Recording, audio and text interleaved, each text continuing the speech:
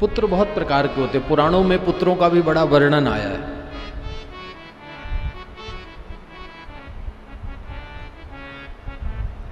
शिव पुराण में या किसी पुराण में हम पढ़ रहे थे, उसमें 10 प्रकार के पुत्रों की बात कही गई है। पुत्रों के भी कई प्रकार के स्वरूप होते हैं। एक बैरी पुत्र होता है, शत्रु पुत्र कहते हैं उसको। पिछले जन्म में किसी से आपकी शत्रुता थी, आपने उसको बहुत परेशान किया, बहुत तंग किया, तो वो इस बार आपका बेटा बन करके आएगा और सारा बदला चुका लेगा। बहुत कष्ट देता है, बैरी पुत्र होता है, कष्ट देने वाला। कुछ पुत्र होते हैं, उनको ऋणानुबंधी पुत्र कहते हैं।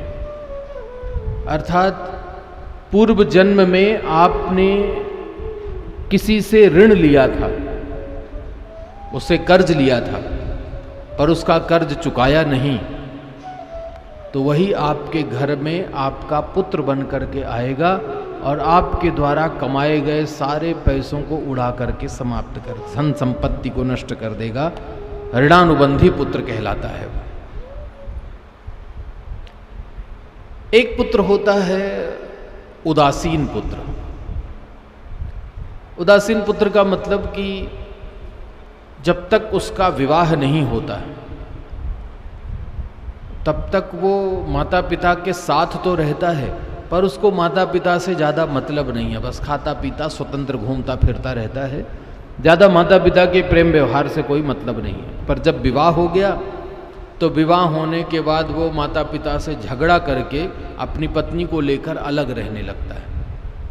उसको माता पिता के प्रति अपने किसी कर्तव्य का भान नहीं है, उसको उदासीन पुत्र कहते हैं।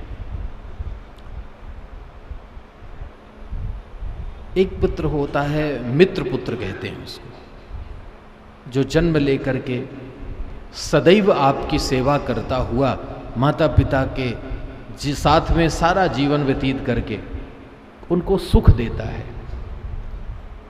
वो मित्र पुत्र कहलाता है। ये पुत्र है आनंद पुत्र,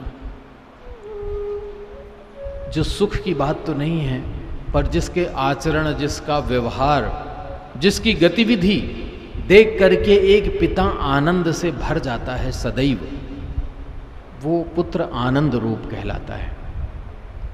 ये पुत्र आया है नंद के यहाँ। नंदस्तो आत्मज उत्पन्ने जाता ल्हादो महामना,